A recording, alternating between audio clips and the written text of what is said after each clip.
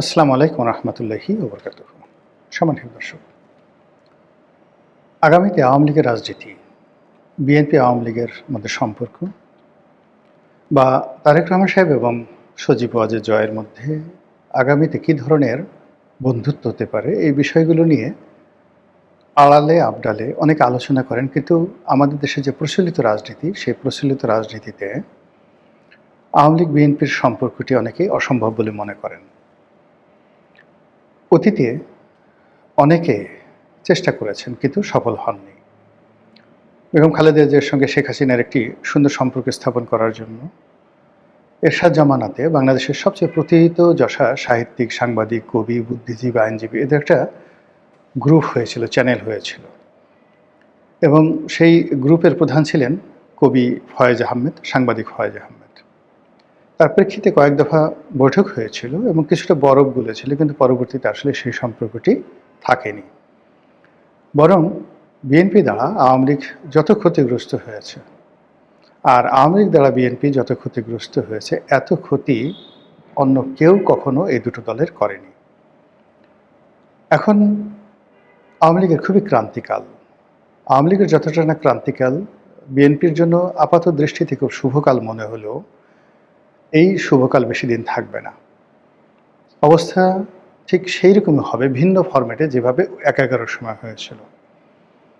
আপনারা জানেন যে ১১ সময় মঈনুদ্দিন ফখরুদ্দিনের নেতৃত্বে যে সরকার গঠিত হলো, সেই সরকারের কর্মকাণ্ডের কারণে তারেক রহমান সাহেব নিজে, তার মা, তার ভাই, তার আত্মীয়-স্বজন, পরিবার পরিজন মহা বিপদের মধ্যে পড়লেন। আওয়ামী লীগের যারা লোকজন কয়েকদিন খুব আনন্দ করল, এবং স্বয়ং শেখ হাসিনা তিনি বলার চেষ্টা করলেন যে ১১ যে সরকার, এটি তারই কর্মফল, তিনি চেয়েছেন বলে এরকমটি হয়েছে। কিন্তু আওয়ামী লীগের যে সুখ স্বপ্ন, সেই সুখ স্বপ্ন অল্প কয়েকদিনের মধ্যে ধূলিসাৎ হয়ে গেল যখন শেখ হাসিনা নিজে গ্রেপ্তার হলেন, এবং যখন আওয়ামী লীগের উপরে ১১ সরকারের খড়গ নেমে এলো, দেখা গেল যে বিএনপির উপর যে জুলুম অত্যাচার চলেছে, তার চাইতে আওয়ামী লীগের উপর আরও জুলুম অত্যাচার বেশি হওয়া শুরু করলো। ১১ সময় যে নিন্দনীয় কাজগুলো হয়েছে, তার মধ্যে সবচেয়ে নিন্দনীয় কাজ হলো -2 থিওরি। সেই সময়টিতে সুধী জনদেরকে দিয়ে রাষ্ট্র চালানোর চেষ্টা, রাজনীতিবিদদেরকে হেয় করার চেষ্টা, এবং মানুষের যে রাজনৈতিক চিন্তা চেতনার মধ্যে বিষ ঢুকিয়ে দেওয়া, যে রাজনীতিবিদ বলতে খারাপ, চোর, ডাকাত, গুন্ডা, বদমাশ, এই জিনিসগুলো ১১ সরকার এমনভাবে করলো। এবং সেই কাজ করার জন্য রাজনীতির যারা শীর্ষ নেতৃবৃন্দ, তাদের সবাইকে গ্রেপ্তার করা হলো, অনেকে তাড়িয়ে দেওয়া হলো, অনেকে পালিয়ে গেল, অনেকের ব্যবসা বাণিজ্য তছনছ করে দেওয়া হলো, এবং একই সঙ্গে তারা দেশের যারা শীর্ষস্থানীয় ব্যবসায়ী রয়েছেন, বড় বড় ব্যবসায়ী গ্রুপ, তাদেরকে দুর্নীতিবাজ আখ্যা দিয়ে তাদের ব্যবসা বাণিজ্যের ১২টা বাজিয়ে দিয়ে অর্থনীতির চরম সর্বনাশ ঘটালো। তো এরপর ১১-এর পরে ২০০৯ সনে আওয়ামী লীগ ক্ষমতায় এসেছে, কিন্তু ওই যে ১১-এর যে ভূতগুলো সরকারের মধ্যে থেকে যায়নি। ফলে কি হলো, শেখ হাসিনা নামে গণতন্ত্র ছিলেন, কিন্তু কার্যত তিনি চেষ্টা করেছিলেন যে তার প্রতিপক্ষ যারা আছে তারা ভালো মানুষ নয়। বিএনপি মানে হাওয়া ভবন, বিএনপি মানে খাম্বা, বিএনপি মানেই নানা রকম লেখাপড়া নাই, কিচ্ছু নাই, ইত্যাদি বিভিন্ন কথাবার্তা। এর ফলে কি হলো, বিএনপি আওয়ামী লীগের মধ্যে যে দ্বন্দ্ব এবং সংঘাত, সেটা বাড়তে থাকলো। অন্যদিকে বিএনপি যারা লোকজন আছে, তারা প্রথম দিকে অর্থাৎ ১১-এর সময় তারা চেয়েছিল, আজ আমরা যেভাবে চাচ্ছি যে কোনো মূল্যে একটি নির্বাচন হোক এবং রাজনৈতিক দল ক্ষমতায় আসুক। এমনকি আওয়ামী লীগও চাচ্ছে যে ডক্টর মোহাম্মদ ইউনূসের তুলনায় যদি তারেক রহমান সাহেব ক্ষমতায় আসেন, তাহলে তাদের জন্য ভালো হবে। ঠিক ওই সময়টাতেও ১১-এর সময় বিএনপি চেয়েছিল যে ঠিক আছে, বিএনপি গেছে, আওয়ামী লীগ আসুক। তো তাদের সেই সুখ স্বপ্ন ২-৩ বছরের বেশি থাকেনি। সরকারের মধ্যে যে ভূতগুলো, সেই ভূতগুলোর কারণে তারা সেই সরকারের যারা প্রতিপক্ষ, তাদেরকে অবদমিত করেছে। দ্বিতীয়ত, তারা যে কাজটি করেছে, বিএনপির সঙ্গে আওয়ামী লীগের সম্পর্ক খারাপ করে দিয়েছে, এবং অনাহত অনেকগুলো সমস্যা, যুদ্ধ অপরাধ থেকে শুরু করে অনেকগুলো বিষয়ে আওয়ামী লীগ এমনভাবে ব্যস্ত রেখেছে যে রাজনৈতিক অঙ্গনে তারা রীতিমতো একা হয়ে গেছে।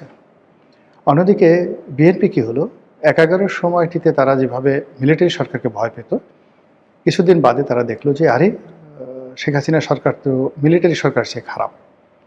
মিলিটারি সরকারের সময় অ্যাটলিস্ট জুডিশিয়ারি ওকে ছিল, সম্মানিত লোকদের সম্মান করা হতো, কিন্তু এই জিনিসগুলো আর থাকছে না। তো এইভাবে তাদের মধ্যে যে দূরত্ব তৈরি হয়েছে, সেই দূরত্বটি বলতে গেলে এখন চরমে। এই চরম দূরত্বের সময় সবাই যেখানে আশা করছে যে বিএনপি ক্ষমতায় আসলে আওয়ামী লীগদেরকে আরও অত্যাচার করা হবে, জুলুম করা হবে। তো সেই ক্ষেত্রে যেটি হয়েছে যে হঠাৎ করে যখন এখন আওয়ামী লীগ নির্বাচনে আসবে কি আসবে না, পারবে কি পারবে না, কি হবে ইত্যাদি নানা বিষয় নিয়ে যখন কথাবার্তা হচ্ছে, তখন বিএনপির যিনি প্রধান ব্যক্তি তিনি রয়টার্সের সঙ্গে একটি সাক্ষাৎকারে স্পষ্টভাবে বলেছেন যে যদি জনগণ চায়, জনগণের আশাকাঙ্ক্ষা যদি আওয়ামী লীগকে ঘেরা হয়, শেখ হাসিনার যারা ছেলে সন্তান রয়েছেন তারা যদি রাজনীতি করতে চায় তারা করবেন, এতে আমার করার কি আছে। এই কথা শোনার পর আওয়ামী লীগের যারা লোকজন আছেন তারা বেজায় খুশি হয়েছেন। আমি দেখলাম যে আওয়ামী লীগের বেশ কয়েকজন গুরুত্বপূর্ণ সোশ্যাল ওয়ার্কার যারা ওইভাবে করাপ্টেড বা মানে দেশ ছেড়ে পালানোর মতো নয়, কিন্তু তারা দেশের মধ্যে সম্মানজনক আছেন, কিন্তু আওয়ামী লীগ করতেন।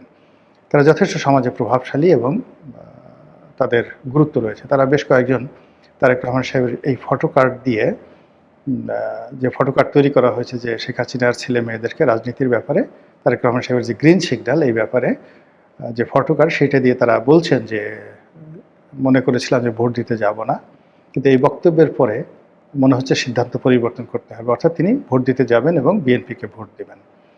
তো আমার কাছে মনে হচ্ছে যে এটা এই মুহূর্তে রাজনীতির একটা টার্নিং পয়েন্ট, এবং বিএনপি যেভাবে আওয়ামী লীগের জন্য ছাড় দিতে চাচ্ছে এবং বিএনপি যেভাবে জামাত দ্বারা ক্ষতিগ্রস্ত হচ্ছে, তো সেই প্রেক্ষিতে তারেক রহমান সাহেবের এই বক্তব্যটি অত্যন্ত ডিপ্লোম্যাটিক, এবং এই ডিপ্লোম্যাটিক বক্তব্য সময় উপযোগী এবং তাকে অনেক উপকারে আসবে। কিন্তু তার সঙ্গে সঙ্গে তারেক রহমান সাহেব এবং আওয়ামী লীগকে একটা বিষয় মনে রাখতে হবে যে অতীতে অনেকগুলো বিএনপির যে গুড ডিডস এটি আওয়ামী লীগের জিদের কারণে নষ্ট হয়ে গেছে।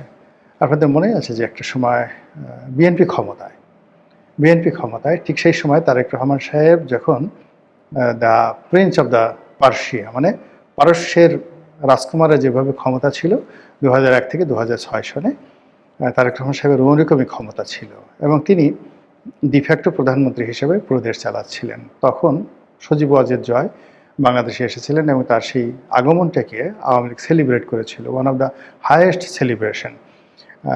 বিমানবন্দর থেকে একেবারে সুধা সদন পর্যন্ত লোকে লোকারণ্য। আমি ওই সময়টাতে যেহেতু রাজনীতির সঙ্গে জড়িত ছিলাম এবং এই ঘটনার সঙ্গে আমি জড়িত ছিলাম, তো দেখেছি যে সেদিন সজীব ওয়াজেদ জয়কে বরণ করে নেওয়ার জন্য কিভাবে রাস্তায় ঢল নেমেছিল। তো সজীব ওয়াজেদ জয়কে রাজনীতিতে তখন তারেক রহমান সাহেব স্বাগত জানিয়েছিলেন এবং তার বেশ কয়েকজন প্রতিনিধি জহিরুদ্দিন স্বপনের নেতৃত্বে ফুলের তোড়া নিয়ে সজীব ওয়াজেদ জয়ের সঙ্গে দেখা করার জন্য সুধা সদনে এসেছিলেন। দুর্ভাগ্যজনক হলেও সত্যি যে সেই দিন তাদেরকে সুধা সদনের ভিতরে নেওয়া হয়নি, অভ্যর্থনা জানানো হয়নি এবং তাদের প্রতি সম্মান এবং সৌজন্যতা দেখানো হয়নি। এটি বিএনপির উদারতা ছিল। তারেক রহমান সাহেব সজীব ওয়াজেদ জয়কে সেদিন পাত্তা না দিলেও তার কিছু আসে যাইতো না, কিন্তু তিনি দিয়েছিলেন, তার উদারতা ছিল। কিন্তু আওয়ামী লীগ সেটা কাজে লাগাতে পারেনি। আওয়ামী লীগ সেখানে অহমিকা দেখিয়েছে এবং সেই অহমিকা দেখানোর ফলাফল তাদের ভালো হয়নি। তো ভালো হয়নি এবং এখন আবার বিএনপি যে উদারতা দেখিয়েছে সেটা আওয়ামী লীগ যদি গ্রহণ করে, সজীব ওয়াজেদ জয়ের পক্ষ থেকে যদি কংগ্রাচুলেশন জানানো হয়, ধন্যবাদ জানানো হয়, এটা স্বাভাবিক ভদ্রতা হবে। কিন্তু এখানে যদি সেই আমিও রাজপরিবারের সন্তান, আমাকে কে স্বীকৃতি দিবে, কে অনুমতি দিবে, এই ধরনের অহমিকা দেখানো হয়, এটি ভালো হবে না। তো যেটা বলছিলাম যে এর বাইরেও বিএনপি কিন্তু দুটো জিনিস দেখিয়েছে। অর্থাৎ একবার তারেক রহমান সাহেব বঙ্গবন্ধুর মাজার জিয়ারত করতে গিয়েছিলেন এবং ওটাকেও টিটকারি করা হয়েছিল, সম্মান দেখানো হয়নি। এবং বিএনপি আশা করেছিল যে বঙ্গবন্ধুকে যে সম্মান তারা দেখালো, বিনিময়ে শহীদ প্রেসিডেন্ট জিয়াউর রহমানকে তারা সেই সম্মান দেখাবে, কিন্তু সেই সম্মান দেখানো হয়নি। ফলে কি হলো, তাদের এই সম্মানটা তারা আবার অসম্মানে রূপান্তরিত করেছে।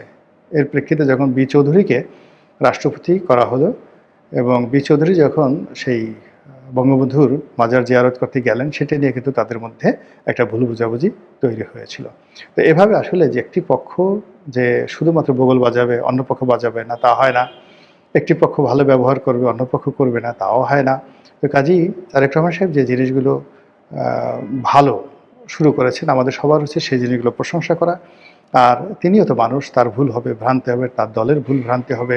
গণতন্ত্রের স্বার্থে এই ভুল ভ্রান্তিগুলোকে ক্ষমাসুন্দর দৃষ্টিতে না দেখে বরং এগুলোকে যদি সহনীয় পর্যায়ে সমালোচনা করা হয়, যাতে করে কারো আতে ঘা না লাগে, তাহলে গণতন্ত্রের জন্য ফলাফল ভালো হবে। অন্যথায় যদি বিএনপি আওয়ামী লীগ অতীতের মতো নিজেদের ইগো দেখায়, নিজেদের যে মানে নিজেদের ভাবসাব দেখানোর জন্য, নিজেদের স্বার্থ তুলে ধরার জন্য, বা আমরাই শ্রেষ্ঠ, আমরাই সব কিছু, এই জিনিসগুলো করার জন্য তারা অতীতের মতো যদি ঘাড় টেড়ামি করে, তাহলে বিএনপিও যাবে, আওয়ামী লীগও যাবে, মাঝখান থেকে তৃতীয় এমন শক্তি চলে আসবে যে এই শক্তির বুটের আঘাতে, সেই শক্তির লাঠির আঘাতে, সেই শক্তির বুলেটের দাপটে বিএনপি আওয়ামী লীগ কত বছর যে গলাগলি ধরে কান্নাকাটি করবে তাকে মাত্র আল্লাহই জানে। কাজেই সাধু সাবধান, সময়ের সদ্ব্যবহার করুন আপনারা সবাই। আসসালামু আলাইকুম ওয়া রাহমাতুল্লাহি ওয়া বারাকাতুহু।